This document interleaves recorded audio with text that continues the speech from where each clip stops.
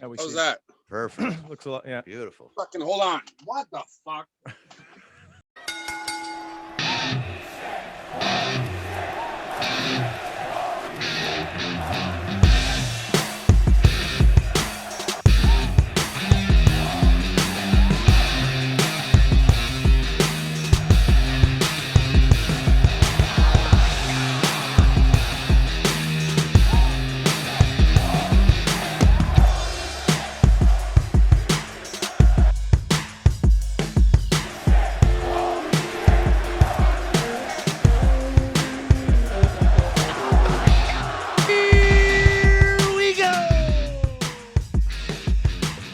Good?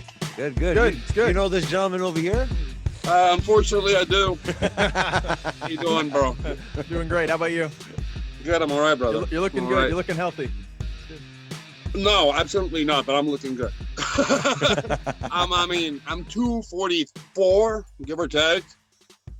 And I try to maintain it, but I have no weight. I just do everything with a rubber band at home.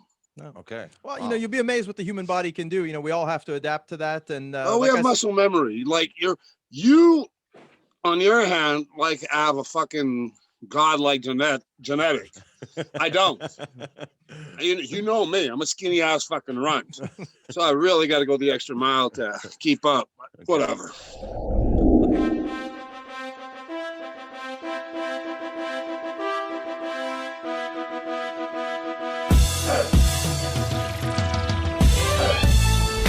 This is Frank Jofo for Jofo in the Ring, and we would like to take this opportunity to share with you our sponsor, Balboa Bakery. If you're in the mood for fresh baked focaccia, an array of sliced cold cuts and cannolis to die for, and of course, the finest Italian products known to man, look no further than Balboa Bakery. Go the distance with Balboa Bakery. Located at 102 Saint Jean-Baptiste Boulevard, Local 52 in Chateauguay. Here we go!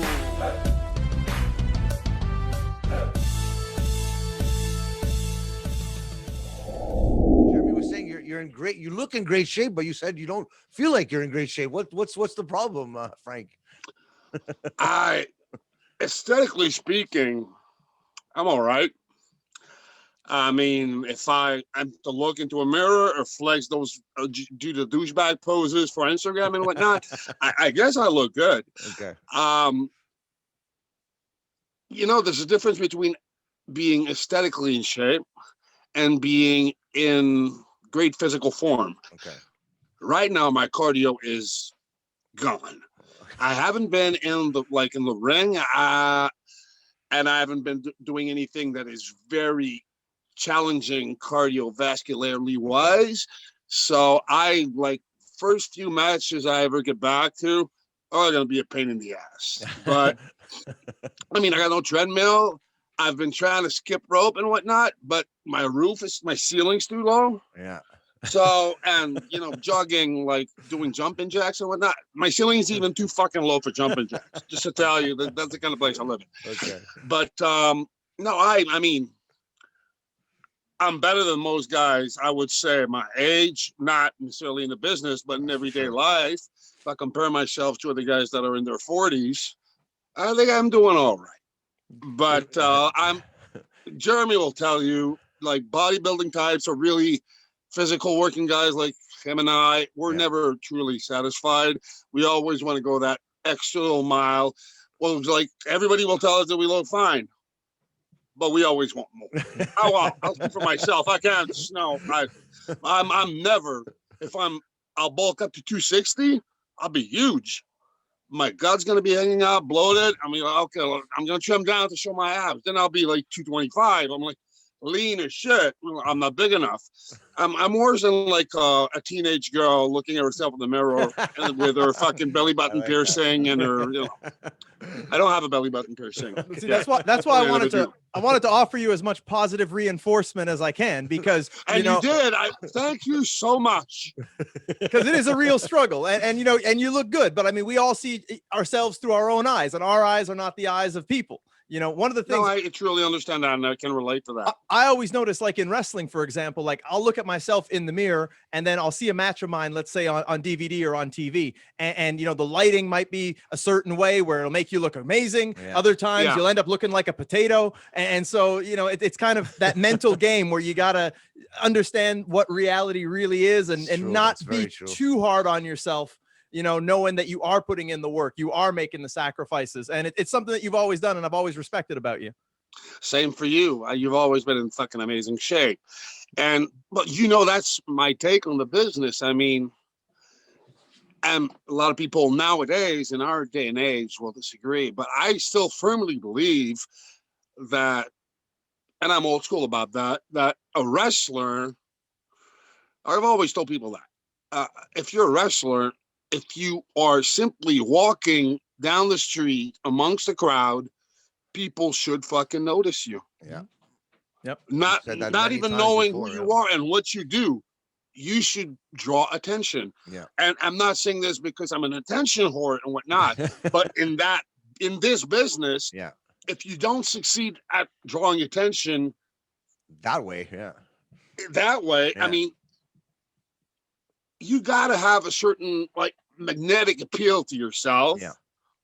If it's not by being the biggest, most like jacked up dude, there's got to be something. There's got to be, it's that it factor. It's got to be charisma. Yeah. I mean, you got guys that are smaller, but you walk down the street, they got such fucking confidence in themselves that you'll look and be like, who the fuck is this guy? Yeah. Anybody in this business, I think, who really wants to make it needs to have that mindset.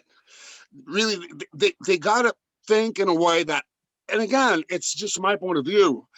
I firmly believe that if you want to make it further, not that I have, but if you really want to make it big, you gotta fucking be so competent. You gotta fucking step out of your house. You gotta own this fucking world. That's for sure. You gotta own not own people, but you gotta look at people dead in the eye, like, yeah, I'm special. And that may seem arrogant, that may seem overconfident, but if you really want to go like far in any aspect of life, I believe it all comes down to like owning yourself and just believing in yourself. Whatever limitations you're the only one that can put limitations on yourself when it comes to your dreams. That's for sure. Yeah. I think. And it's true. And it's like I say on a weekly basis. I think I said it in the interview we did with Just Incredible, Yes. when I said, to me, much like with Franky, you know, you have to look the part. You have to be something extraordinary that when you walk down the street, everyone will turn and want to look at you, even if they don't know who you are. They can't fight that urge. You attract their attention, and that's marketability. That's being a superstar. And like I said in the interview with Credible, you know, wrestlers should not look like the people sitting in the audience. Exactly. You know, Exactly what I'm saying. Exactly what I'm saying. You guys look the part. That's why just looking at you right now, the intimidation that's coming off of you, Franky. Plus, you have probably one of the best names out there. I'm trying to be nice. Frankie's one of the best names out there. So we got something in common, buddy. one Frank to another. One Frank to another. But we know your work in the ring. When was your last match that you've had? I know with all this pandemic and stuff, it's probably in been a all while. honesty, I cannot fucking recall. I couldn't give you a date. Okay. Probably around March. March, maybe. Yeah. March 2020. Was it for the IWS? I really don't remember. It might have been in Toronto. It might have been in Thetford Mines. I do know for a fact it was in a Montreal shot. Okay. But it might have been Greektown. Okay. And I haven't been in the ring since then. And I'm, to be perfectly honest, I missed the shit out of it. I'm sure you do. Like But I said, even Jeremy too. If I gotta be realistic with myself, I am afraid of how my body's gonna answer to the grind after Ooh. such a long break. Okay. Because I guess once They're you're gonna not hold in me the ring back from for a going while, still. If I get hurt, I get fucking hurt. Yeah. But I know that it's gonna be a pain in the ass. We're so used. Jeremy and I have been working like a bunch of dates weekly for fucking what, 15 years? You on your side, 18? 15 on my side. And, you know, it's interesting that you mentioned this, and it just popped in my head that I always like to say I'm very proud of the fact I've done this for 15 years nonstop. Yeah. Never got injured, no concussions, you know, bumps and bruises, but, you know, nothing major, no surgeries, no broken bones. I feel like you're also someone who's been pretty injury free. You've not had, you know, long layoffs. Oh, well, I've had my bitches. I had my problems. I mean, but never something that took me out for the like a very long period of time. I tore my groin, which I really hope you never do. It's a pain. You remember those TOW shots that we did for TV? Yep. Yeah, and I couldn't work. I couldn't fucking work a match because my groin was tore. Oh wow. Jesus. And I tore my bicep at a Battle War show mid-match with Surfer Mitch. I had him in a gorilla press, and my bicep just snapped. Wow. That took a little while to get back at him. I had like recurring back issues, but that's just Spain, wear and tear. Yeah. But no, the bicep was a bitch. The groin was a bitch. But besides that, there's nothing that has really kept me like prevented me from working. And then again, if you're dedicated to this business, you work, hurt or not, it's your business, it's your job. Yeah. Now, one of the things I like to do on the show when I do the interviews is I kind of like to create a timeline. So we usually start that off with how the person got into the business. And I mean, I know who trained you, but I don't know your story of what made you a wrestling fan and then what got you in the ring. So I'd love to hear that. Oh God, you're gonna make me feel so old. I was in high school. I come from the North Shore of Montreal, like Laval and whatnot. Okay. Well, I'll say Laval for everybody that's listening to it. If I say Lorraine, I don't think anybody will know what that is. So I've always liked wrestling not for the sports aspect of it. I've always enjoyed the characters, the larger than life superhero characters, whether it be Hogan or fucking Warrior, or I didn't appreciate promos as much as I do now. I appreciated like the superhero looking guys. Yeah. Getting into the business now, I have a hell of a lot more respect for the good speakers, the good talkers, I should say. But the first visual memory I have of wrestling is watching Ricky Steamboat do a leapfrog. Oh, wow. Whatever reason, that fucking image stuck in my mind. And Steamboat was one of the all-time greats, one of the all-time best. And that got me thinking, well, these guys are fucking superheroes. They're magical. And I kept watching it. There was never, if I was to miss wrestling, I remember back in the day, I used to run on Channel 12 in Montreal, right? CF 12. Yeah. Wow. And sometimes they would put fucking curling. And it would, like, I wouldn't get my wrestling because it was a fucking curling tournament. Ever since I was a child, I have nothing but the uttermost, like, despise for curling. If I ever meet a curling player, I'm probably going to hurt him really bad because he ruined some part of my childhood. From then on, when we went to high school, I gravitated more towards, like, drama and theater. But wrestling's always been a passion of mine. I went into the acting kind of gig, and I really dig that because it let me like explore my creativity, work with my emotions, like share my emotions with the public, which to a certain degree was fun. But then again, in theater and drama, there are so many restrictions and limitations when it comes to your creativity. You have like a director that tells you you need to take 2 steps, then turn around, look at while in wrestling, especially on the independent level, we're giving like frames, basic like lines. And when it comes to our characters, we created ourselves. Exactly. And that's what really got me to like, like that liberty to express your creativity was more appealing to me in wrestling than it was in drama or play. And I heard some friends of mine that were taking classes from a dude who I have no fucking idea what his name was, probably dead. But honest to God, I really have no fucking idea who the man was. Black Eagle, who still performs to this day. And my partner, when I first started out, called Raiden, fucking original name. I love him to death, but worst fucking wrestling name ever. Wow. I'd gotten classes from him, and they were asked to start performing for a fucking small place in Valleyfield.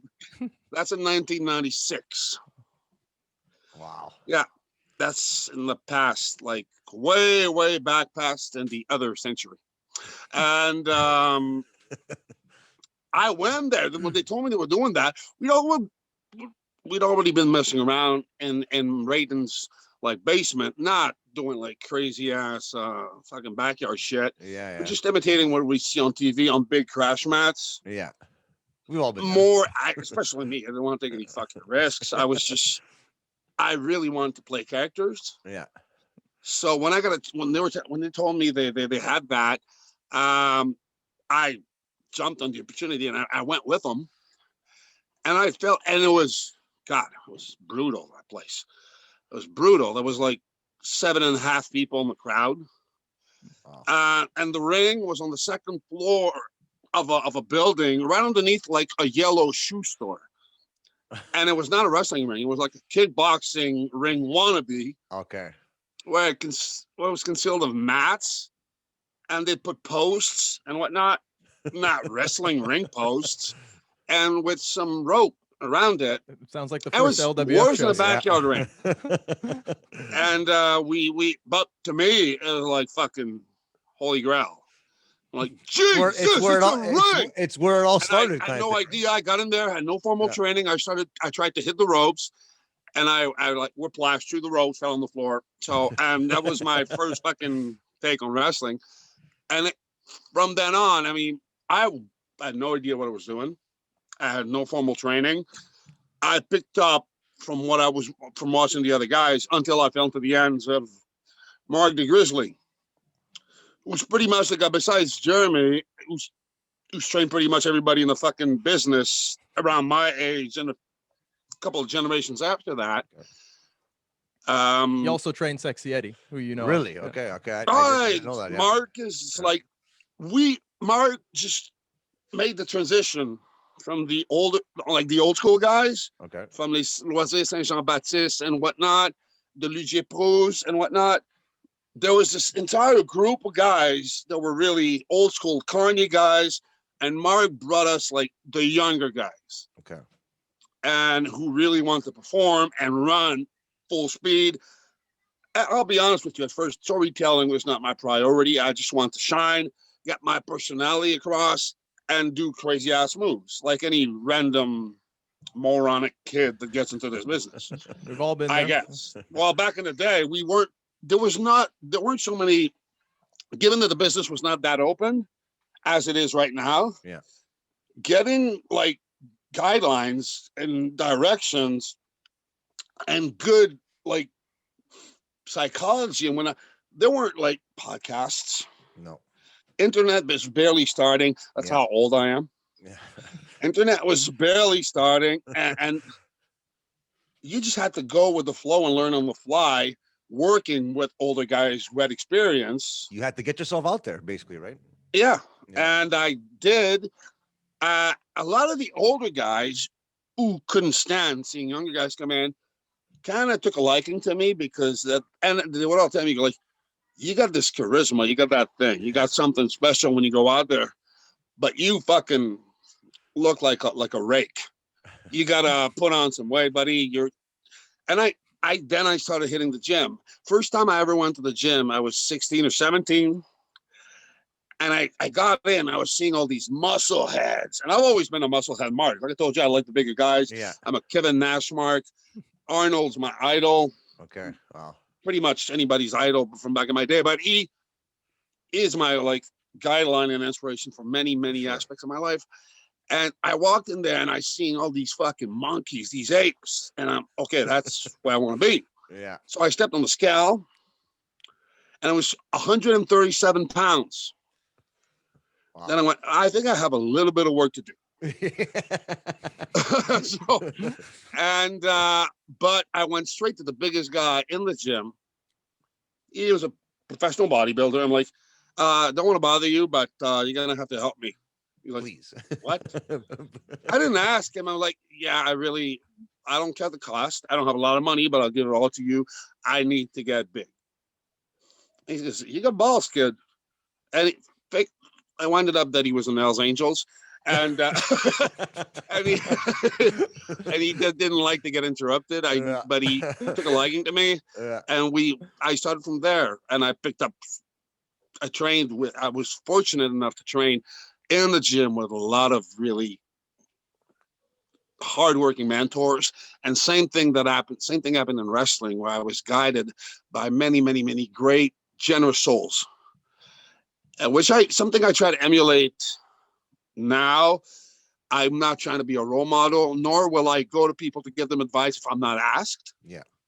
But I'm always happy to share whatever limited wisdom I have, or limited guidelines I can set, I can help them with. But it started from there, and it just been 24 fucking years. 24 years. You know, that's 24, 25. Yeah. My body feels every second of it. Well, I can imagine. Oh, it's a long career and a lot of great highs and lows. I can say from my perspective, I mean, the first time I saw you was at an NCW show. Well, at NDR? At whatever that place was there above the bowling alley. NDR. Villeray, around there. That was the first time I saw you. I was just a fan in the audience. I'd started training with Jacques Rougeau. With Jacques, yeah. And I saw you there, saw you cut a promo. You came out in a suit, some kind of angle you guys were doing. You were in a suit and cut a great promo. I remember you spat on some kid in the front row. To me, it was hilarious. And I was like, to me, I became a fan of yours right then and there. Nice. And, you know, with everything in my career here in Quebec, you've always been someone that at heart, I've always been a fan of your work. And I appreciate that. In thinking of our timeline and times we've crossed paths, we didn't get to do our first match until maybe like around 2010. Was that in Thetford? That was in Thetford. Yeah, that was the first time that we were ever in the same ring. And it was a one-on-one. But I remember there was an IWS show where you were in the ring cutting a promo, and I was in the audience. This is maybe around 2007, I'd say. And you called me out on the mic. You said something. I really forget what the context of it was, but you're pointing at different people in the audience. And you're like, you know, this slut sitting over here, you know, she pays her money to see this show and has to, you know, sit through these other matches that aren't me. It was like around the time when you were champion. And then you pointed to me and you're like, you know, this ugly son of a bitch over here, some kind of something. And all that to say, what I remember is after the show, to the point that you're making, you were one of the last guys to leave, and I was there in the parking lot, and I, you know, helped them with the ring and stuff, you know, paying my dues. And I remember getting a moment of your time and saying, you know, that was really funny, and letting you know that, like, you know, I'd been a fan of yours since the NCW days, and that was maybe the first time we talked. And I said, what I especially appreciate about you is that you are a good storyteller when you're in there. And then you looked at me and said, that's my style. That's what I do. It's what I wish more people could do. But, you know, that's my specialty. And, you know, you want to make money in this business. Well, maybe you didn't say it as you want to make money in this business, but something along those lines, you know, that's the important thing. That's what people don't realize. And as with a lot of the information, a lot of the mentorship and knowledge that's bestowed upon me, that's something that stayed with me. Because I always would look at a guy like you and say, you know what, you're a good athlete in your own right. You're definitely in fantastic shape, but you don't have to go out there and be doing dives and moonsaults and you know, dropping people on their heads to give people the Franky the Mobster experience, to give them their money's worth. So that's something that always stuck with me. And that's a compliment I'd like to pay to you, that, you know, no matter what you may have seen or heard, you've always been at the top of my list of people I respect. And I'm not just saying that because you're on the show. That's always been a thing. I've always felt it. And I do hope that you felt it was mutual. I think that in our in-ring work and the work that we've done together, we've always had good matches. I've never had any issues. I really enjoyed them. I actually feel that we could have done a lot more. Same here. And I think it's an unfortunate thing that a lot of promoters never decided to, give us a long program, or, you had even mentioned to me at one point, we could have made a hell of a tag team. And I definitely, fuck yeah. I think that with our combined skills, your look, your mic work, your intensity, it's a lot of stuff that, I try to replicate, albeit in a bit of a different way because we're different characters. But you have this full toolbox of skills that is on display every time. And I don't think anyone ever goes home from a show that you're on not remembering you. And I think that's one of the most important things as a wrestler is you can't be forgettable. You have to be that person that everyone from the youngest kid to the oldest fart is going home and saying, hey, that guy gave us our money's worth. I want to see him again. And this man always does that. I could see that. Thank you so fucking much. That's very important to me. And you mentioned the fact that they remember me. You know what? I try to be that guy. Like, obviously, I'm going to go through the motion. I'm going to have a match. I don't want people going back and like, oh, you remember that movie did? Yeah. Because most of the guys, as talented as they are, oh, you remember that match where the guy did that move from the top rope? And be like, oh, yeah. What was his name? Exactly. Right? While you bring a character to the plate and the story starts from the second you walk through the curtain and you juggle with people's emotion. What I always tell people is I like to look at wrestling as the most interactive interpretational art form there is. It's, to me, I'm an actor. I portray a character, and I do so to provide people with emotions or to fucking play around with their emotions. But I do that by going through my own emotions and using them as leverage to create a character that is legitimate. Obviously, I would not be walking around in the street with fucking makeup on, the snake around my neck, and the noose.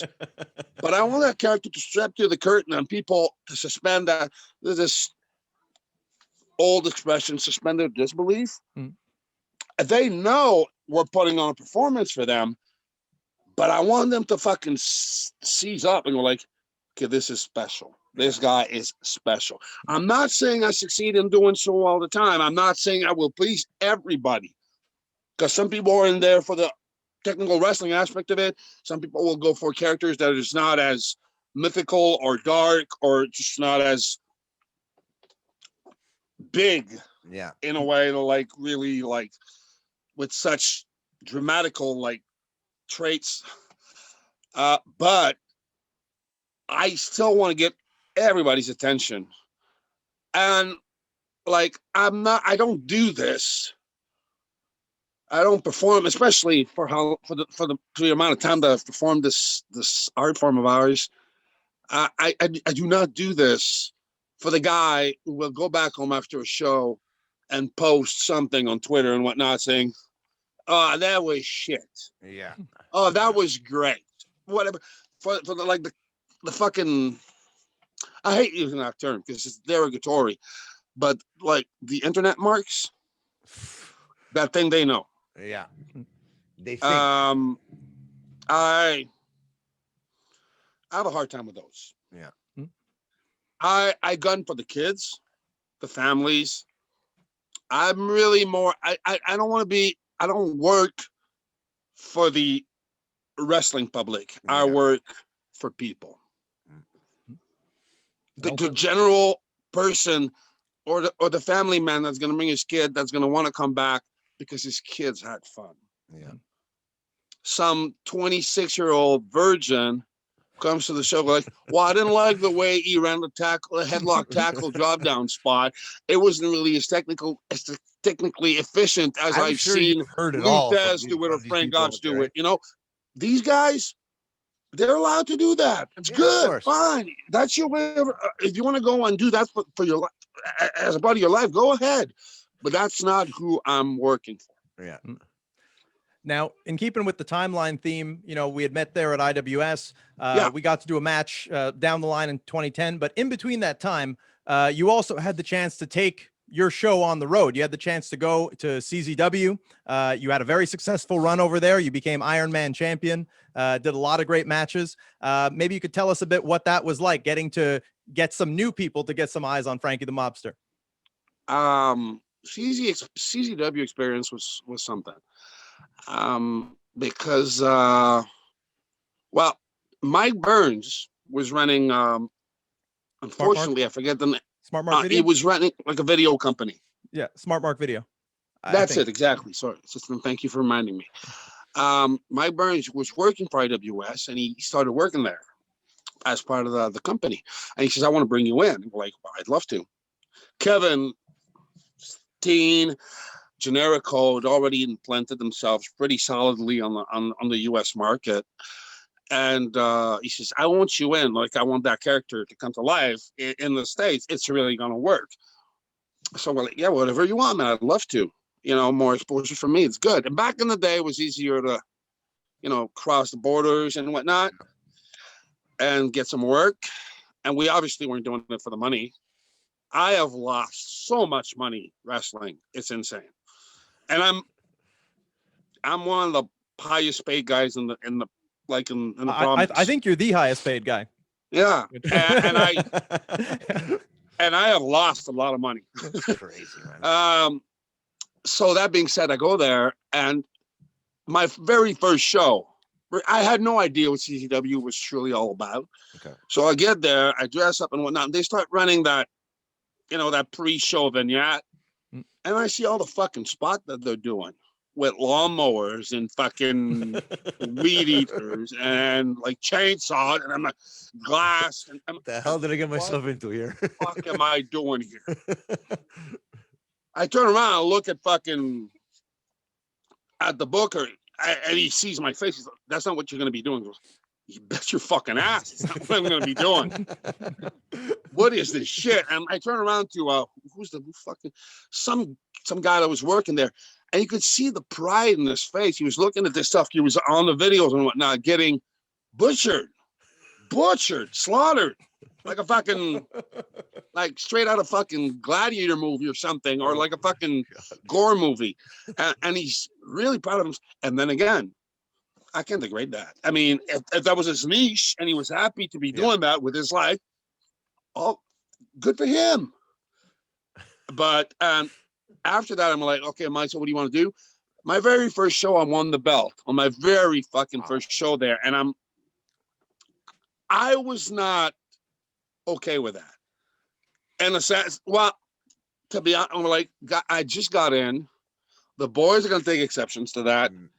If I'm working in a territory or a promotion for fucking 6 or 7 years, and I never got fucking a belt as a showing of appreciation for all my fucking hard work, and this guy comes out from the outside, as good as he is, as nice as he is, even her in his stripes, to me. And that's a reaction I would have had. It just shows the respect you have for the business as well, right? Like it's a struggle to get to that point, and a lot of people take animosity towards you because they think you're the new guy and he's coming in and just taking. But he was coming in as a veteran. But that's what I'm saying. Had at least people, 10, 12 years under his belt already at that They don't point. know that. You know what I mean? It kind of sucks for them. But yeah, some people didn't know. There was one guy that really didn't like me. Okay. Justice Payne. Justice Payne. Okay. You Google him. I don't know if he still exists. Okay. And just a footnote on that before you get in Justice Payne. He was one of the first guys I think that IWS actually brought to Montreal before the CZW relationship was built. He had been brought to Montreal, so you know we had kind of done him a solid for him to be hating on Franky. Wow, that's weird. And he was like a jacked dude, but he was shorter. Okay. So I came in. I had a physique, but the guy really could not talk that well. Okay. And he really didn't have that much of a presence to himself. So I think he felt insecure, which was really not my intention. Of course. I mean, if you got a problem with me, Jeremy will tell you, if I have a problem with someone, anybody, I will go to that person in any fucking locker room, like, I disagree with what you did, and here's why. Yeah. I'm never looking for confrontations, but I think when something needs to be told, it will be told. Of course.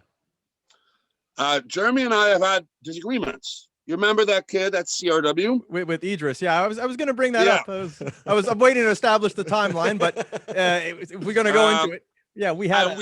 But I disagreed with, and I told you I don't think we didn't argue. No, we had a We gentleman's didn't discussion. fight over it. Yeah, and that was settled to me, and it was settled with Idris as well. Yeah, but over there, that's not how they did business. I mean, the guy who dropped the belt for me, oh my God, my memory's the shits. Benny, I want to say Benny because Benny, B-Boy. B-Boy. Phenomenal worker, great talent. And I told him I disagreed with it. And he's like, hey, I don't mind because it's you. Oh, wow. I mean, he didn't know me for shit personally. Okay. I know you can go. I mean, if these boys say anything about it, you let me know. And I was fine unless, and then we did like a Cage of Death once, and I was finally in there with Justice Payne, and he tried to shoot. Oh wow! I didn't know meaning that he wouldn't sell. He wouldn't sell my shit, and we're, you know, with CW, it's outside of the fucking ring, it's in the crowd and whatnot, and he's like trying to, he's no selling my shit. Wow! And I go, bro, sell. And he's still not going. At one point, you go, take the fucking cage face first. He tries to whip me, and the first and only time I've had to do a shoot whip reversal. Wow. And ram his fucking face in a steel cage. And then I think I clocked him twice. And after that, he was very nice. We didn't talk much after the match. I don't think we had anything to say. I think what needed to be said was said through our fists. Yeah. And I think had bigger arguments. Wow. But besides that, it did establish, like, I still have people to this day talking to me about the CZW promos. Mm-hmm. I would go on like rants, and I look back at them, and I can't even watch them myself. I hate them because it's gratuitous vulgarity for the sake of it. Yeah. But that was like what they were asking me for. Well, I just go fucking crazy, and and I did.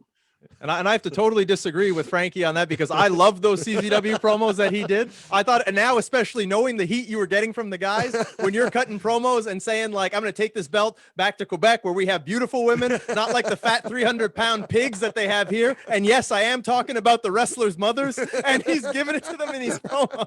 Oh, there was some good stuff. I was, but that's the thing with me. Like if I cut a promo, and I've had a lot of people tell me, you're like, you go way too far. But I never mean to be like, to say personal things and whatnot. Yeah. It's just part of the, if I go loose, I'll cut a promo and I'll be like, okay, what did I just say again? Most of the times. That's crazy. I won't even, because I don't even think, and I never plan anything. I just open up the switch. Let's go. I'll work like now with being the Beast Gang, which is more of an introverted, implosive, very negative, sad, miserable human being. I like scramble all these emotions inside me, do this big ass melting pot of barbaric, twisted, sick, demented, sociopathic violence. And when the valves open, it's not as explosive or as aggressive as Franky the Mobster was back in those days. But I think it's way scarier. I really want to come off nowadays.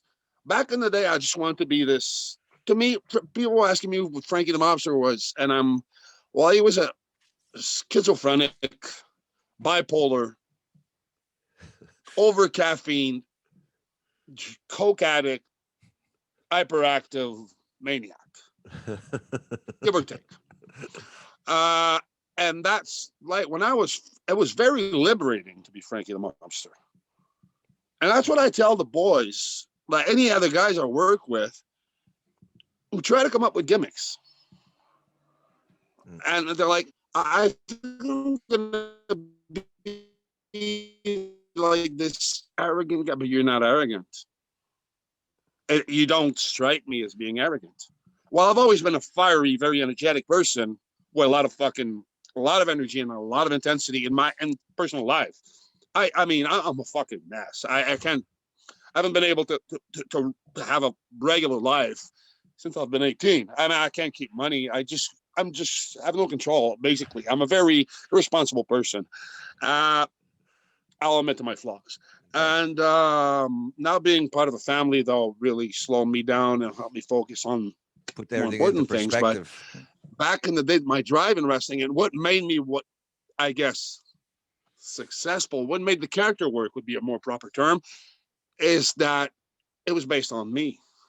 And right now, the Beast King is based on me, too. There's a lot of deception, a lot of, what do I want to say, negativity? Yeah, there's negativities. Yeah. But, I mean, Mark, I will tell you that I'm responsible for all the fuck-ups and the fact that I haven't been further than I haven't further than most people expected of me, more further than I expected to go, because I did not make the right decisions, whether it be wrestling-oriented or just life-oriented in a way. I have put myself in bad positions in the business, in life, and I have no animosity towards anybody but myself.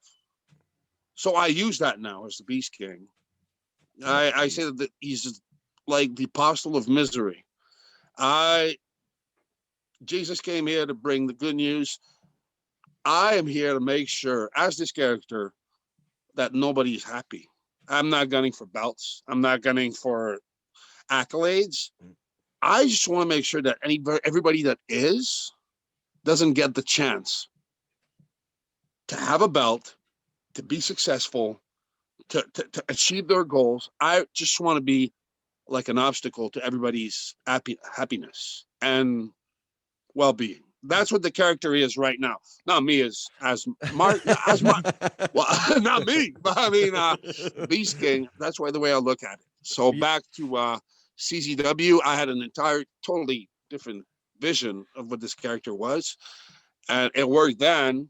If Jeremy, if you tell me that you like the promos, they did work. They did the effect. Well, I mean, they worked because I've had people adding me on social media from Australia, New Zealand, England, and whatever, like Scotland, and I'm like, why the fuck do you know me? Where do you fucking know me from? And they're like, oh man, like CZW, all those promos. They never mention any of the matches. Like, I saw your promos, or most of the people in the UK, that speak with, are like, oh, I saw some of your ring entrances. Okay, what about my matches? Well, I don't know. And you know what? I'm cool with that. I don't mind.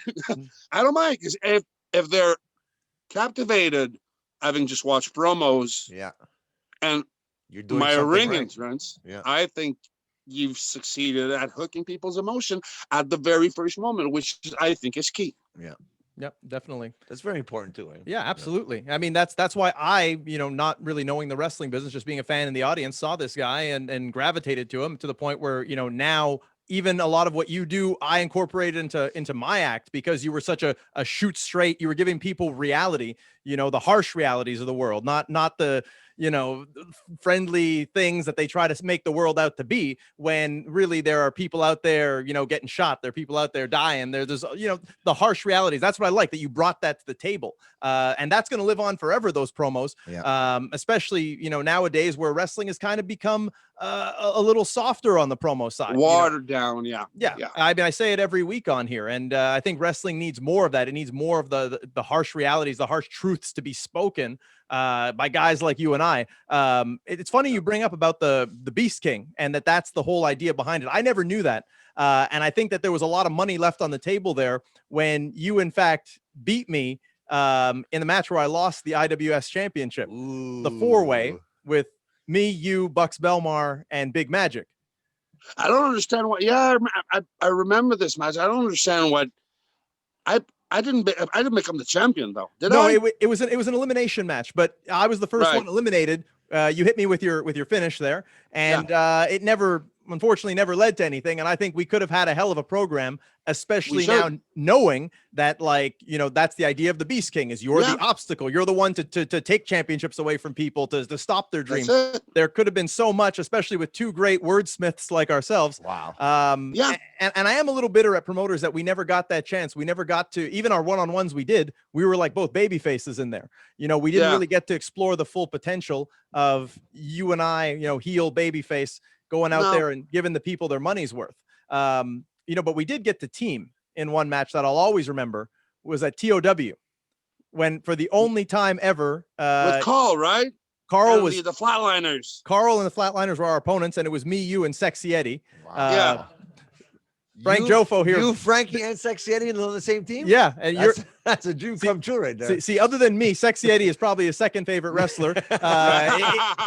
Well, who doesn't love fucking Eddie? It's impossible not to like Eddie. Yeah. As a wrestler, even as a human being, Eddie is just probably one of the, if not the nicest guy you could ever possibly meet in this business. He's batshit crazy. Well, you know what? We'll cut to the chase. If you want to give us a great story of SeXXXy Eddy, because it seems like everybody that comes on our show has a great SeXXXy Eddy story. So if you have one, maybe a personal one, or just something you guys had fun, maybe at a bar or in the ring, maybe something that I don't. The thing is, I don't do bars because I don't handle my booze that well. Okay. So if I go into pub, I've been to bars with guys and it almost led to disaster and arrests. So I try not to anymore. Eddie, Jesus. We have this show in Lauderdale, and it's not a really positive story. I think it's the only time in my life I had like a beef with Eddie. I may have just for the record, I may have told this story if it's the one I'm thinking of. Is this the one with his boots? The booze? The boots, his wrestling boots. The wrestling? No, it wasn't. Okay, we can get into that one after. What the fuck story are you talking about? Well, I'm not sure if it was on this show or another podcast that I did, but they asked me for a funny rib story. Yes. When he took the I'm getting there. I'm getting the timing. Eddie fucked my boots? No. You were in the shower, and Eddie and Handsome JF they dumped a thing of garbage on top of you. And then you came out upset, and you see me and Drew Onyx sitting there, and because they were trying to pin it on us, and then you got revenge on Eddie by taking that protein and putting it under the sole of his boots, and he didn't realize for like a month because he didn't have any bookings until then. Oh my god! No, I know, and JF, I've yet to get back to JF, but I will. But he's a wise motherfucker. He pulls away. But that's a funny little story. But no, we do this show in Lauderdale, and like the local promoters were very kind. They were very generous. I mean, we had like a buffet backstage, and like they gave all the boys a beer and whatnot. So we're about to leave, and we're all driving together in this big minivan that we had. I'm the one driving. I hate being driven around. So I was driving the van, and I see Eddie he goes, "Oh, hold on," and he runs back in. And he comes barging out, fucking sprinting with a case of beer in his hands. I'm like, and he sticks this, go. I'm like, did you just steal a can of beer? He says, no, I took it. I'm like, what do you mean you took it? Did they give you permission? Go now. And he made me fucking guilty by association. Hey, I'm not a clean guy, but I mean, stealing beer from people who are so fucking kind to us. Yeah, exactly. That's the kind of savage I was hot. I was fucking furious. I mean, if you've been to a convenience store and sold some beer there, okay, I wouldn't have minded. Yeah, I wouldn't even fucking mind it, just beating the shit out of the clerk so he could take the beer. But if it's from a promoter who's working his ass off to make us comfortable, and I was so bad, and I stayed angry at him for a good fucking 5 minutes, 35 minutes, and then it was fine and dandy because it's Eddie, but he keeps bringing it up every time. I'm like, somebody will bring that story. Like, remember when Eddie sold that beer? I'm like, and I get fucking beat red all the time because they bring it up, but. That's the kind of story. And you know what? I was furious, but it's Eddie. Yeah. Had it been some other guy, I probably would have brought it to a physical level. And would drag him and the beer back to the place, forcing him to apologize. I could see that. Yeah, but because it was Eddie, I just let it slide. So again, continuing on in the timeline of your career, you know, I'm sure a lot of people who are seeing you for the first time, they'll probably think the same thing. I'm not getting a good light, actually. I'm realizing that. How's that? That better? No, you look fantastic. You look like $1 million. But I'm sure a lot of people seeing you for the first time, they're probably saying to themselves, here's a guy who looks the part. He's definitely got the lyrics. You know, why is it that he's not in a better place? But you did have some tryouts, much like myself. You had some tryouts with the WWE. Maybe you could enlighten our fans as to, you know, how that went. I think you had a couple of them. You had maybe I had 3. Yeah. First one was in, I want to say 2006. Yeah, it was. Yeah, of course, 2006. That was in Ottawa. It was a group thing. That was before way before NXT, before FCW. Okay. They were running group tryouts before house shows. So I didn't really know what to make of it. And the worst part is that, like, Rob Fuego, who you've probably met from Ontario. Trained with him, actually. He's a really good friend of mine. He's really he's a good businessman. He understands about this business. He was raised raised in this business with the best people. So he goes, there's this tryout gimmick in Ottawa. You want to do it? I'm like, yeah, whatever I got to do. I'll take care of it. So I completely forget about this. Back home at my house, I was sharing my house with my father. What the fuck? What did I just say? I was living in my father's house. and I got a phone call. I'm more on the lawn. I'm outside, just more on the lawn. I got a phone call, and could I speak to Mark Condre Belanger? I'm like, yeah, not even close. Who's this? And then it goes, well, it's Tommy Dreamer from WWE. Wow. I'm like, of course it is. Seriously, who the fuck is this? Like, it's Tommy Dreamer from WWE. Oh, I can't play along, you fucking idiot. What can I help you with, Tommy Dreamer? And then he goes, well, you were accepted to the tryout. Was I? Oh, fucking awesome. And the entire time I'm trying to figure out who's ribbing me. Who's actually on the phone. I'm like, who the fuck is this? I'm not all that familiar with Tommy Dreamer's voice. So I'm like, so he goes, well, you'll be receiving an email shortly confirming the information where to get to go. Well, I'm looking forward to it, Tommy. And then he hangs up. He goes, well, I'll see you there. And he hangs up. I'm like, yeah, whatever. Fuck. I put my phone out. I finish mowing the lawn. I walk in, back home. I go to my computer. Pop, WWE email. I'm like, oh, fuck. Oh, no. Shit. So, that was true. And then I called Fuego. I'm like, made a total ass out of myself. He goes, you always do that. So what's the big issue? Yeah, but I kind of was a dick to Dreamer. Like, why am I not surprised? So I get there. The first tryout we get there, and I'm figuring there's going to be 6 or 7 of us, right? So they can really pay attention to the guys and what they do. No, there was like 40 of us. Oh, wow. And and it's just that one ring, and it's before a show. It's not within the training facility, such as the one they have now in Florida. Yeah. Finlay was running the tryout with Dreamer and Booker T. Oh, wow. And all phenomenal guys, of course. And I see some guys there. There was one guy that had to be like 400 pounds without an ounce of muscle or athleticism to him. And all these skinny ass dudes, and I'm like, oh, what am I? And then I see cameras. I'm like, okay, that's just fucking like a TV shot to show how rough they can be with people that don't belong. So I knew nothing was going to pan out of it. They had us squat like a zillion times. From then on, we had to like go in the ring and run a spot that you'd be called to you on this, like on the fly, which anybody can do if you know what you're doing. Yeah. And then they asked us to cut promos. I cut a promo and it went fine.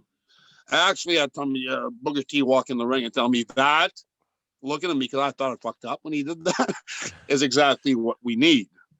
And he said that to the entire, that like a little pat on the back, felt good.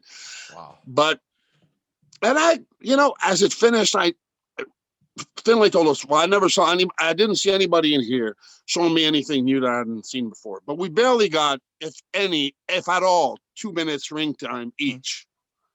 How do you expect us to tell a story in 2 minutes? Yeah. And build anything up? And it was all like, we had this crazy, like, 20-man tag matches. So everybody was running a little spot, tagging out. And people were all the workers were eating each other up because they wanted to put in some shit. And like, I saw them go, I'm like, oh, I was almost a shoot. I went in there and I sold for the boys. And they saw that they saw that I could sell. I'm not going to fucking try shooting with a bunch of, and you know what it's going to look. I went with the flow. And after that, like, we were giving shit. But I got home and I was given a number to call back. So I figured I'm just going to call back. As I got home, I called my brother, Philip. And I told him, I just had this crazy, we didn't speak every day because he lived in Montreal by himself. And I just had this crazy fucking experience with WWE. He was a dreamer. He wanted to be a musician. He was like the best player you could ever meet. And I'm like, I'd like to share that with you. Can I pass by? But he didn't pick up. So I got home and I was hoping for him to call, waiting for him to call back. And my father came back home after a little time, and he just told me that, well, Phil had committed suicide on the around the same time I was having my tryout. Oh, wow. So I lost my brother that day. So I didn't really follow up on the tryout. It became the least of my worries, to be perfectly honest, because that was a major blow that I feel to this day. When you're being told that your brother, who was kind of like my idol as a kid, we were just 2 years. I had a 2 years difference. He was my go-to for everything in life, and he was an artist just as I am. Very, very fucking passionate. Same disorganized motherfucker as I was. Okay. He lived for his passion, which was music. Yeah. And that ruined me. And I already knew my father was sick. My father passed in February. That was on the 23rd of September, 2006. My father was already sick with cancer, and he passed on February 4th, 2007. Wow. And I did all the home cares and whatnot. Yeah. Because he didn't want to go to the hospital. So my priority was not the business at that time, although I had a foot in the door. Yeah. While I backed away from it because I really had more important priorities. By the time I got back to it, it was in 2008. I was working full-time for BSE, ran by Fuego. I had a first tryout in 2008. Well, tryout is a funny word because we just hung around the ring until showtime and then sat in the crowd. We didn't get to work at all. And CM Punk was getting pretty big at that time. And I was juiced up to the tits with fucking traps all the way to my ears. And and the Chris Benoit incident had just happened a few months prior. And they were going like medieval on the drug test. They really were pushing the fucking boundaries. They wanted to, because I think the DEA was in on it and they were pushing their asses. Yeah. Or was it the DEA or the doping like agency and whatnot? They really had high standards to fucking tend to when it came to testing. And I got there, and at one point, CM Punk comes over. He says, "Hey, Frankie, you're too big." But he says this really like matter of factly, and I'm like, "Bro, I'm eating good." No, he looks at me, he blinks, and he goes, "You're too big." That's what the guys are saying. Oh, thank you. I appreciate it. Meaning that he just says, the guys are calling you a juice monkey. You didn't have to say it out of the blue. Yeah. But he's just, you didn't have to say it straight up, but you kind of understood what he was talking saying. You because you're obviously a juicer. I'm like, okay, good. And after that, I spoke with LAURINITIS. I don't know if have you spoken with LAURINITIS a lot? John Me? Laurinaitis, Johnny Ace. Oh yeah. We had it out. He and I. Yeah. When Yeah. my first I tryout, I fucking did hate that guy with all the knives. He's got some stories too of him. Yeah, I honestly, if I could give this guy cancer, I would. Oh my god. Not too many people like John Laurinaitis, eh? Because this guy, back in the day, you could not get to the company or close to the company if he didn't like you. Wow. And I'm a very polite, cordial, and especially at WWE, I was doing everything that was needed to be done. And he treated me like shit. I mean, the day after the tryout, I gave him a call. I'd assembled a package with a video. I did like a movie friend of mine made a video package that was awesome. Everybody's gonna tell you their shit was awesome, but mine was like professional quality. And then he says, I called him the day after. Mind you, I was so obsessed with it. I really wanted it. The next day I think it was Christmas Eve, and I called him. I just want to know if you had a look at my package. Are you fucking kidding me, you piece of shit? You wasted my fucking time by showing up with a tryout. I mean, you're on the Jews, so you're wasting my time and your time. Don't ever fucking call me again, you stupid motherfucker. And he hangs up on me on Christmas Eve. To say that I was pissed would be a major understatement. I wouldn't want to be around you when he did that. And the worst part is like, you just have to fucking take it. Yeah. Like a fucking $5 whore takes jizz all over his fucking face. You got to learn to live with it. Because you're going to have to go back to that dickhead if you want a shot. Yeah. Which in 2009 I did. I was clean as a newborn baby. I dropped some major weight, dropped some size, obviously. You still look good. But I was still athletic looking. I guess I was like maybe 212-ish, 215. Okay. And I go for a 3-day run. They had a pay-per-view No Way Out in Montreal. Yeah. Then Raw was in Toronto and SmackDown was in Hamilton. And we got to work a little bit in the ring on the day of the pay-per-view. We did again the next day on Raw, obviously prior to the show. And when I got to the SmackDown taping, Billy Kidman goes over and he goes, comes over. He says, well, I guess, bro, you're going to work a tag match with some other guy called George from Toronto against Funaki and Jesse, who was Slam Master J. Festus, who's now Big LJ now. Yeah, I'm like, really?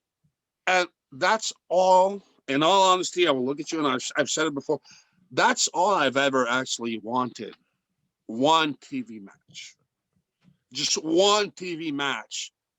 Because I consider myself to be pretty humble, and I will be as humble as I am in saying so.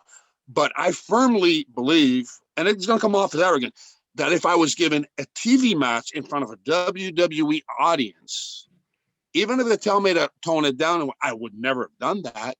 Yeah. I would have went full fucking tilt, and I would have given them no choice but to give me a job. If I had been on TV once, I know it seems pretty overconfident on my part, but I firmly believe if I had a TV match and Vince or whoever powers that be were in front of the monitor, they would have been drawn to it and were like, who the fuck is this guy and why is he not on our payroll? Yeah. So I got the smash and I'm flipping. I'm fucking going crazy. We book everything. Funaki was a joy to talk to. The other Jesse who's Terry Gordy's son, actually. Wow. Super, super sweet guy. We're like 10 minutes prior to the show starting. I'm all geared up and I'm good to go. My heart is pulsing all the way to fucking about to pound out of my chest. Billy Kidman comes over, really disappointed look on his face. He's, oh no. Well, I'm sorry, brother. It's not gonna be you. I'm like, what do you mean? Well, they didn't want to put like other guys. I'm like, why is that? Did I fuck up? And I'm really, what did I do wrong? He says, nothing. I'm not being given any reasons. They just said that. And then two random looking guys who could go, but they, generic trunks, generic looks, and just are switched back in our place. I'm like, that really, from that was the day that kind of broke a lot of of the wrestling. Yeah. Like that passion. Jeremy will tell that you, had. wrestling and workers are married. It's a relationship. Yeah. And that day, that bitch broke my fucking heart. And it's never been quite the same since then. And that's why I haven't been further. Because you know what, after KIDMAN said that, I went over to Jamie Noble, all like 4'5" of them. And I'm like, Jamie, would you be so kind? Because I knew, because Billy KIDMAN told me I came from Jamie. So I went to Jamie, and would you be so kind? I'm just gonna plug in my phone, guys. I'm sorry for that big ass hand. Go for it. I went to Noble and I said, Jimmy, would you be so kind as to tell me what exactly I might have done wrong so I don't repeat it again, provided I'm given an opportunity in the future to perform for you guys again. He says, I ain't done nothing wrong, man. Your tats fucked you. I'm like, my cats? What do you mean you don't like my tats? Ah, they're fucking awesome. You look awesome, man. I'm like, so what exactly is the problem? Well, he says, well, you know, we're financially investing in these two guys you're gonna work. I'm like, yeah. And you know, you want to protect their investment. I'm like, what? What do you mean? Yeah, well, you guys got to come out of this, you know, looking good and whatnot. We're like, what do you think I was gonna do there? Yeah. I was gonna shine up your boys like $1 million. Yeah, exactly. Yeah, but you're bigger than me, you look better. I'm like, that's the point. I mean, they were gonna look good if they beat me up because if I'm bigger than them. And I'm like, I almost lost my shit. I almost lost my shit. I'm like, Jamie, we're being told ever since we get into this business, we gotta have that something special. Yeah. We gotta stick out like a sore thumb. We gotta fucking draw attention. We gotta be special. And what you're telling me right now is because I have something special, something more than the guys you already have under contract. You're not gonna give me a shot because it would like make your fucking guys who look not as good as I do look even worse. Yeah. That is fucking stupid. So basically, whichever way I invest in myself, I'm fucked. Because if I don't have tats, well, I don't train, I don't stand out, so I don't draw attention. But if I have tats and I work out and I look good, I stand out, and I'm not getting a shot because I look better than the guy. That is bullshit. Oh, wow. And from that day, I kind of, it's always going to be a priority. You're getting discouraged after all that, right? Obviously, it's not. That really killed my motivation. Yeah. Yeah. Well, no. After that, I'll be honest, I really didn't want to. And you know what that made me? That made me insecure. I'm the only one to blame for that. Yeah. No, I was going to just say, I can appreciate you coming on here and being so brutally honest with that story, of which I only knew a few of the details. I didn't know a lot of it, but I look at that and I compare it to my own tryouts that I had there, which were not too long. What happened to yours? Well, I don't know, but you made TV. I made TV, but that was how can I put it? I fought with Laurinitis too. I said it on here in the episode I did with these guys. I fought with him. He wanted to just brush me off. It sounds like he gave you a little bit of time a day, but me, he just kind of wanted to dismiss me. And I kind of kept going at it with him to the point where he's like, well, kid, if you think you're so good, whatever, the thing is, I had their Florida tryout behind me. I had done the Florida tryout. And so I had that in my back pocket to say, well, I don't know why you haven't heard of me, because your staff down in Florida love me. And he's like, fine, I'll call them right now. And if you're lying to me, I'm going to kick you out. You're going to get tossed out of here. Your bags will hit you in the back of your head. I never want to hear from you again. And I was just like, okay, call your staff. Why would I come here to lie? Don't people get tryouts because they're good and you want to sign them? I didn't know that it was anyone can pretty much be an extra in this day and age. And, I was upset in the apple cart, but I was determined. I was there to get a job. I'm like you. I'm someone who's passionate about this and is going to keep working at it. So that was my thing with Laurinitis. I got the match because Pat Patterson, I guess Hawkins and Lance Archer, they asked Pat Patterson and he knew of me. I mean, there were a lot of guys that were there. There's about 14 of us, but he said, well, Jeremy's a really good worker. They loved him in Florida. So they came, they took me, and they happened to take the guy standing beside me. That's how I got it.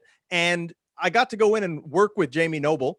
And his assessment of me was, well, I didn't get to work with you enough to know if you're any good. You didn't do anything wrong. You didn't do anything great. But, you know, getting in the ring for 3 minutes and just doing some chain and some spots, it doesn't really tell me everything there is to know about someone.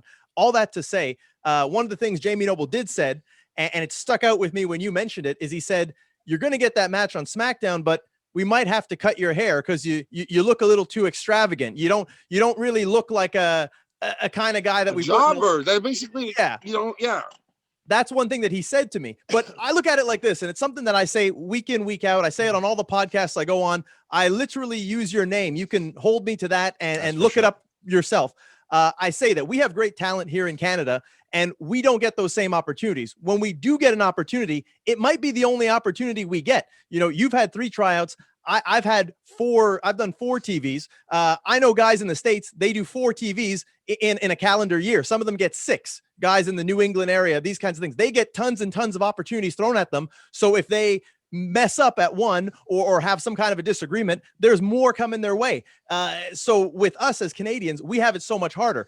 A guy like Jamie Noble, it just pisses me off. A guy like Jamie Noble talking down to you, who's literally been in the business as long as him, has exceeded in areas that he lacks in, is just mind-blowing. And that we put ourselves in this situation where we can allow someone like that to talk to us. I mean, it's just that he's had opportunities and was born in the right place to get to perform in front of certain audiences, and, you know, the Phillies and the New Yorks and the Ring of Honors and all those things, that you're just as experienced, you're just as good, if not better, just that, you know, you're not blessed with being as fortunate with where you were born and the scene that you're in. That's how I see it. And that's what pisses me off royally. I understand your point of view at it, but like I said, I've been bitter. I was bitter about it for the longest time, but then I can look back now, and you got to create your own fucking opportunities. Yep. You got to take every single bitty chance. I did not do that because I was afraid I was going to be told I was going to be rejected or told that I wasn't good enough. I guess we'll never know. And now the recent contact that I've had through friends. I have friends in good places. You know that. Mm-hmm. Yeah. And now physically, mentally, I'm not equipped anymore to go there. And there are certain tests that I wouldn't pass. Oops. Like I said, when I was 212, and now I'm 245. I've been eating a lot of McDonald's. And you know what? People can judge me. I don't give a fuck. Yeah, exactly. That's how I live my life. That's who I am. Yeah.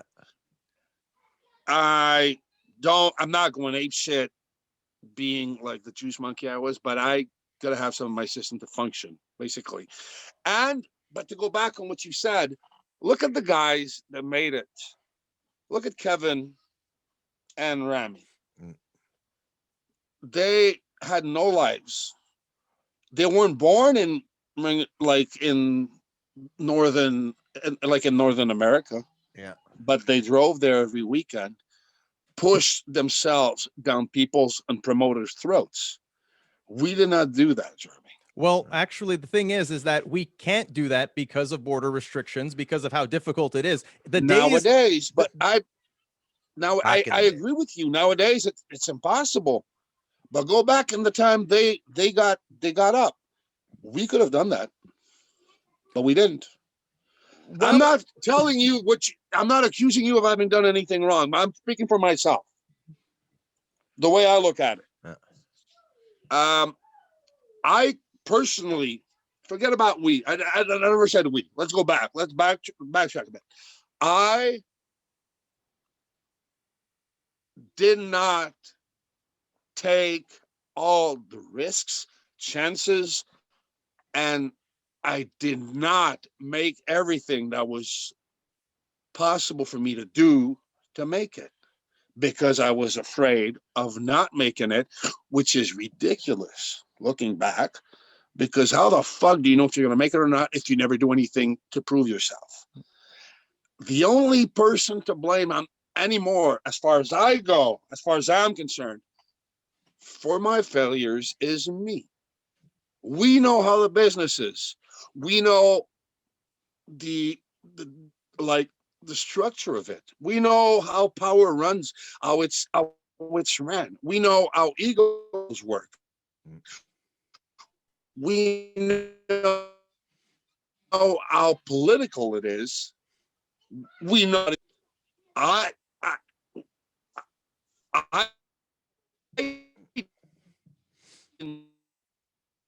through it because I was a chick. I'm speaking for myself. I can look back and say I should have done more. Even to this day, I could and should do more. I have a situation that restrains me. You know that. I've spoken to you about it, Jeremy. Right now, I'm in a position where I can't do much. Eventually, if that clears out, I'll be what, 42, 43? Are they going to invest in a 43-year-old guy to go to NXT, work the trainings for like 6, 7, 8 months, whatever, before he makes it to TV? I'm almost 44. And then invest in creating a character, creating a brand for me, let's say, creating a brand and a character within their own brand, running me like through a bunch of programs to set up if I'm worth it, to main event program. A year, I'm 45. Wow. And I'm barely starting on TV. Yeah. It's a little late. And the only one to blame is not them. I'm gonna quote Booker T, which is gonna be ridiculous. Do not. I'm gonna unquote Booker T. I can't hate the game.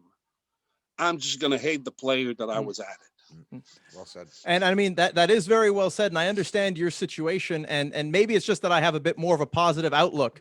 But I am going to continue to lobby for you. I'm going to continue to lobby for you because, yeah, you're right. You know, things clear up. You're looking at, you know, getting hired maybe around, 42, that kind of thing. But let's realize that we live in a world where someone like PCO, gets hired by Ring of Honor when he's north of 50. There's a He's not a human being. Yeah, but neither are you, Frankie, because I mean, I don't know if you think that if you go to every independent promotion from BC to St. John's, there's a Frankie the Beast King, Franky the Mobster there. If you go to every promotion from Albany all the way down to SoCal, that they have a guy like you with your look, with your talent, with all these abilities. Age is just a number. Age means nothing. It just means that, we have a bit of a shelf life, but at the same time, if you're offering a product that people can't see elsewhere, it's worth investing in. And WWE, look, they have their way of doing things, but there's always exceptions to the rules for exceptional talents, and I firmly believe in that. And I, for one, am not going to stop believing in you. And I do think that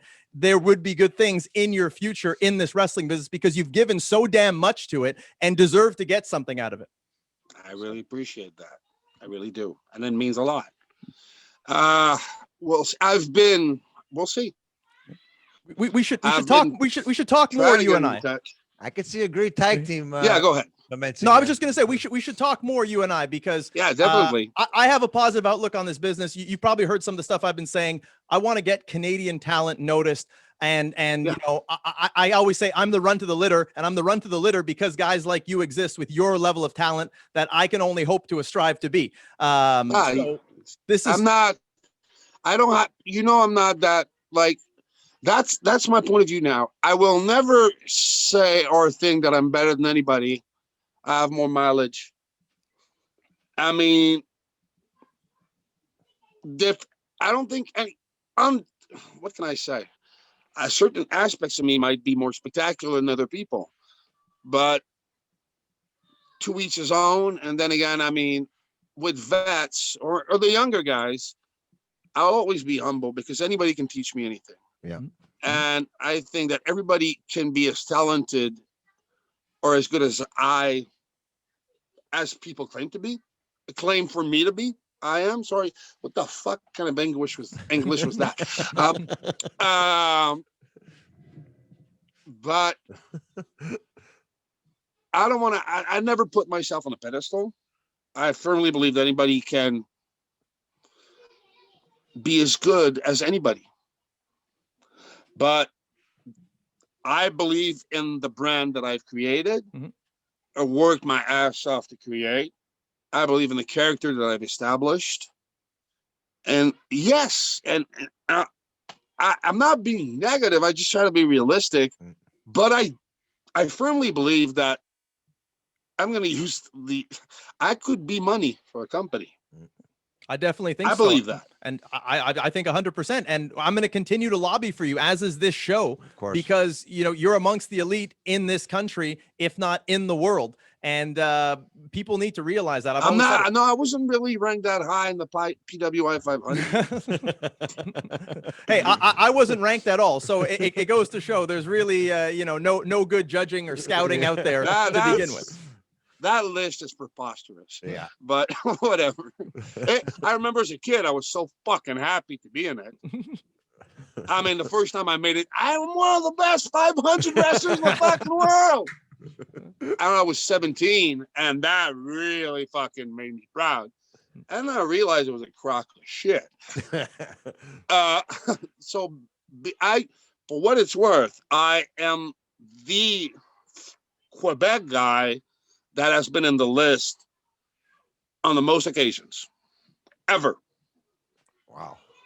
Like, that's an honor right there. And I could not care less. But I mean, there's that thing. Obviously, Kevin and Rami are going to surpass me eventually if I call it quits. But I'm at 20, I think I'm at 24, not 24, 20, like 20 years, 20 shots or whatever. Who gives a fuck? But that's the only like special thing that I have in my credentials. If I put this in my curriculum vitae, I mean, I can put that I'm the one with the most French, like the Quebec wrestler with the most appearances in the PWI 500. Wow. Yeah, I think I'm going to go get myself a medal for that. For all the fans out there that don't know, you are the godfather to Kevin Owens' his son Owen. Is that? I am. I mean, were you how excited were you to see Kevin Owens? Kevin, all that. Sorry, I mean, interrupting. Okay. Go ahead. Yeah. Ask again. Go ahead. How excited were you when you found out that Kevin Owens became the Universal Champion? There's no ways to put it.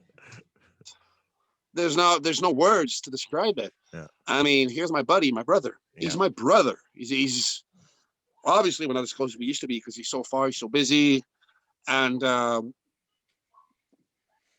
people move on, I guess. But I'm still a godfather. We speak. Yeah. He has a family to take care of. Of course. He's in a position where there's obviously a lot of work. Stress. Yeah. A lot of work. But when I saw him win that belt and I saw the tears on his face, that was a full-blown shoot. Yeah. Yeah. Kevin defied so many odds. So many fucking odds. Because he didn't have the look. He was too young. He was not from the States. There's so many boundaries that Kevin broke to make it there. And there, he's kicking ass. Kicking ass, yeah. Taking names. He's just on a purely like entertainment level. I think he's one of the 3 top promo guys in the biz. Hands down.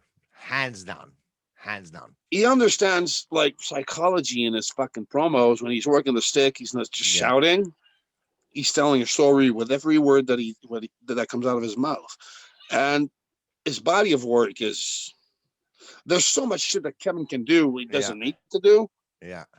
Obviously, when you're on TV, you want to put your body through all, but Kevin has unlimited athletic abilities. He doesn't have to use them, which makes him even better. Better, yeah. Yeah, I totally agree with that. I think that makes you a great worker. You know, everybody was shitting on Hogan back in the day because Hogan didn't do shit. Hogan could go. If he really wanted to, he could. If he really wanted Why would he? But he didn't have to, right? No. Yeah.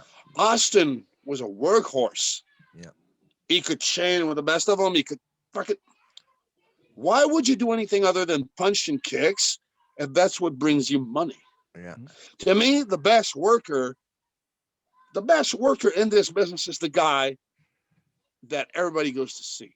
Yeah, I agree. But you're not, because you're not working with the other workers to get approval from the worker. You work for the customer. Yeah. We're doing customer service in a way where we are representing a product. We are giving a product to please people, and they are giving us feedback through their reaction. That's the way I look at. If you look at it from a business point of view, that's the structure. From my point of view, and the best workers are the one that emotionally get the people fucking involved, and that the people love, because we are working to make people love us and to make people happy. If somebody's happy or disappointed or flabbergasted, whatever, fucking, we have to fucking create emotion in other people's minds. And the one that does it the best is the best worker. Yeah. I don't believe in wrestling. Wrestling, I believe in it, but I mean, wrestling is not what you're selling. Yeah. Wrestling is part of your pitch. Yeah. Your sales pitch. You are selling basic interactive human emotions. I love Wrestling is your primary tool. Very well said. If people buy into you, Bruno. Sorry, Frankie. What time? No, no worries. I'm forgetting that we're on lockdown here, and he's gonna go before 8. Like, oh fuck, am I talking? What time is it? what time is it, Bruno? What time is it? 7:30. Okay, so if you want to just yeah, no, I wasn't keeping track of time. I was watching it. In Okay, the, okay, in the okay. corner of the Sorry screen. about that. Sorry about Yeah. that. You continue. I'm enjoying what he's saying. This is money. Sorry. But I don't want you to get fucking arrested for a podcast. But basically, it comes down to, I mean, the best, like, at the end of the day, John Cena was the best worker for an era. Right now, whether you like him or not, Brock Lesnar was the best Yeah. worker Yeah. because he got people's attention. Exactly. And people despise him Yeah. viscerally and organically, go like, I can't stand that motherfucker. Yeah. But you're still watching. Yeah. See, he worked you. He fooled you. He lured you in. That's his job. Sure. That is our job. Fuck with people's minds, That's true. basically. If you're the best at that, you're going to make money. Well, like you said, he's a guy that if he's walking in a line with 4 or 5 guys, I'm going to notice Brock Lesnar before a guy like Jamie Noble or a Billy Kidman kind of thing, you know? So it just goes to show that where he's come from and where he is right now. And like I've always said, if this Sunday, the Royal Rumble, I won't be surprised if he does win the Royal Rumble, to tell you the truth. He should. And he should win Yeah, the Royal Rumble. it won't be this Sunday when this airs. I know. I won't. This won't be airing this Sunday, but just to say, between us 3 here, I have that feeling. The easy way out for WWE is just for Brock Lesnar to win, and I could see it happening. So would I. Yeah. If I'm running the company, I'll bring in Goldberg. Yeah.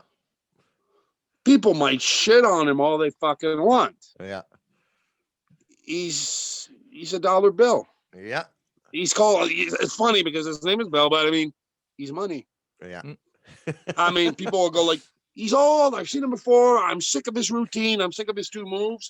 But you are fucking watching. Yeah. And you're complaining too at the same time, because if you're complaining, that means you're invested, right? Yep. So And you wouldn't be watching if Goldberg was not on the card. exactly. That's well said, man. That's what I'm talking about. Oh, you know those wrestling fans that only preach by the indies and the less known guys are like, man, I don't like WWE because I like to watch Japanese wrestling or Mexican wrestling or fucking whatever, Portugal wrestling or Zimbabwe wrestling.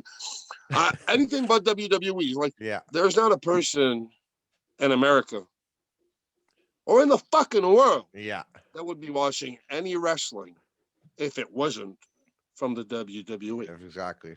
Because I'm sure they have more haters than people that like it. WWE. That's the worst part. But they're all still watching. Social media, myself included. social media to me has so many upsides. It's fun. I mean, you can get direct feedback from, but it's given people a platform to say things that they should normally get punched in the face for. Yes, there'd be a lot of people getting punched in the face. I'm sure of that. I've had people to like comment on my stuff on social media, and I'm like, really? I mean, okay. And I'm like, you are entitled to your opinion about everything that I do, and it's fine. It's okay. I encourage you to have an opinion about me, but why would you even write it if it's negative? If do you think I suck ass and I'm the shits? Fine. Why do you need to point it out? Yeah. What good does it do to anybody? It makes him feel better about himself, right? And then I don't give a fuck, man. These are miserable fucking assholes. If they need to fucking spill hate and fucking venom on people because they're insecure about themselves and they don't like shit, they don't like nothing, stay the fuck home and fucking put a gun in your mouth and shoot your fucking brains out. And so speaking of social media, I had a question for you. Why aren't you following me on Twitter? Whoa! Am I not? I'm not. Now he is. You should be. Well, that's the first thing I'm gonna do. I'm not a Twitter guy. Oh no? I barely ever fucking use it. Where can people follow you if they want to find you and make some, obscene comments on your pictures and I'm more of an Instagram guy, to be honest. Instagram and Facebook. My Facebook account, I gotta find out how to. I'm not really technology friendly. I gotta switch it to a fan page because I'm at that 5,000 limit, and I get like a shitload of requests. Not a shitload, but I get many requests. And I can't have any more people. So I want to make it a fan page of some sort. There's got to be a way to transition it without losing what I have. Yeah, maybe our producer could help you with that. Well, we can help you out. It's not my real name, though. Marc-André Boulanger, which is not really Beast King sounding. But to anybody who wants to see me on Instagram, it's under my real name, Marc-André Boulanger, which is the way Tommy Dreamer should have said it, but he didn't. I am a French-Canadian pea soup, cabanesser kind of guy, but I have English literature for my other fans on my web pages. Okay. Good. And one thing not a lot of people might know, or maybe they do, but you've also appeared in a lot of films too. That's a side we didn't really get into. I was blessed and fortunate to be able to do that, yes. And the more I did wrestling, the more I've gravitated toward the acting part of it, because you see with my character, I you know me, I don't like to run my accolades or whatever my achievements. I will say that I was blessed with the chance to work with amazing, phenomenal fucking human beings, not talents. The people that I've met in the movie business have all just been amazing. I was on set with Paul Walker on his very last movie that he was able to complete. Wow. Brick Mentions. Wow. It's not a very memorable movie. It's okay. It's a popcorn movie. Yeah. But he was such an amazing, and my scene, for what it's worth, I like it. I've had generally positive feedback about it. It's a funny moment in the movie and it sticks out. He was such a phenomenal human being. I shot a scene for John Wick 2. Oh, wow. I was provided with the chance to meet KIANU Reeves, who's another tremendous human being. I got to shoot a scene with an Oscar winner in Billy Bob Thornton. Wow.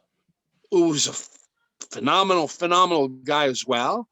I recently shot a movie with Roland Emmerich, who's the director of Independence Day, 2012, The Day After Tomorrow, and one of my favorite movies as a kid, Universal Soldier. Wow. That was him, and I got to work with him, and I got to be directed by this guy. And he was funny thing is, when I got on set, all the techs and makeup people and hair people, funny, huh? But I do have to go to hair people.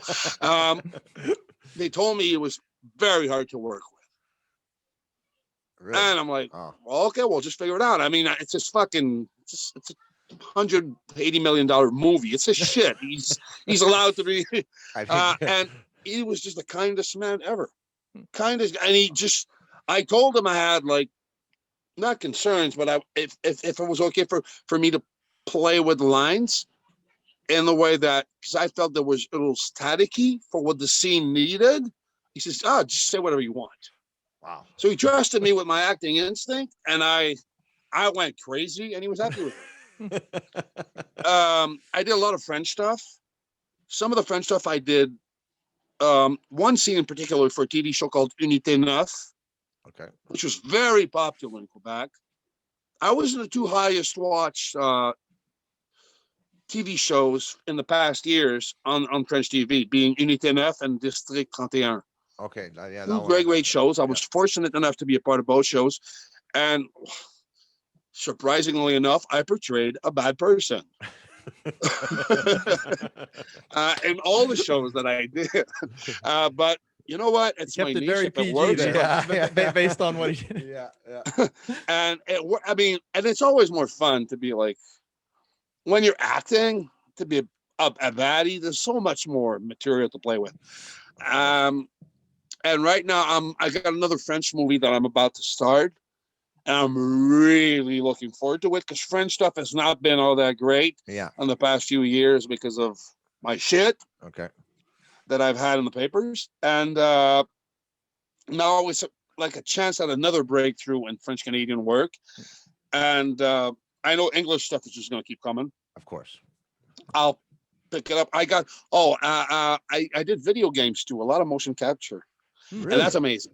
Yeah, for Ubisoft and other companies which names evade me right now. I'm sorry about that to all the video game companies that have hired me in the past. Yeah, I mean, I'm just going to keep going with the flow. Our producer just put up it says Far Cry 5. Is that ring a bell? Yeah, I've been in there. I did voices for that one. Yeah, okay. I was only voices. Assassin's Creed, the pirate version. Okay. I was a character in that. Yep. There's another big Ubisoft game, and Rainbow Six. Oh, wow. There was an extension on one of the latest ones I did like 3 years ago, give or take. An extension on Rainbow Six where there was like monsters in it. I did like this huge mutant, and that was a very fun part to play. And what's fun about Ubisoft is like it's really good money, and it's really not as rushy as a movie set. Yeah. It's way easier to act because you don't have to stay within camera's frame. It's true. It's a totally different ballgame. It's a lot of different experience. Yeah. And you know, Frankie. So Jeremy, you're gonna fucking be late at home. I am kind of going to be late. I was going to chime in, but you know, if ever you want to put in a word for your boy here with any of the motion capture people, you know, if they need a few shades darker than you, well, maybe not darker than you when you got the niacin in you, but a few shades darker, I'm the guy they could call. I'm going to get you rolling for sure. I promise. Thank you very much, buddy. Thank you very much, man. So we're going to, like I said, we're going to cut it short, but like I said, in the future, if there's ever anything, you're doing a new movie or you're going to be wrestling again, our DMs are always open. Like we talked to each other for the last couple of weeks. Jeremy as well. If there's anything you ever want to come back and you want to show to the people and you want to do a little promo, the door is always open for you, buddy. Yeah. I will make sure to get in touch with you guys. And Jeremy, we got to train. We got to hit the gym. I'd love to. Where do you fucking train? At home. I'm following have you ever heard of P90X? Who? P90X. You never heard of it? No. It Tony Horton, P90X. I've done 3 sets of it now. It's got everything in it. It's got weights, it's got yoga, it's got plyometrics, isometrics, all that kind of stuff. I do one every day. I gotta start doing yoga. My body's a fucking wreck. I'm as stiff as a fucking teenager's dick watching this for City. and it's, I got to fix that. You'll feel not that there's anything wrong with a stiff dick, but I mean, my back doesn't have to be. No, you'll feel a lot better. I mean, I could send you a link. Just, talk to me, man. Shoot me a message. I'm glad I'm glad I finally got the chance to, publicly say how big of a fan I am of yours. That was not necessary, by the way, but I really appreciate it. It was super necessary. Super necessary. I fucking love you, buddy. I will make sure to go on Twitter now so you don't put it in my face the next time, and I'm going to add you and follow you. So if it makes you feel better about yourself. Well, give me about a minute or two to follow you first, so I don't look like a jackass for saying you don't follow me. No, I'm gonna follow you right now. I'm gonna be the first one to do it.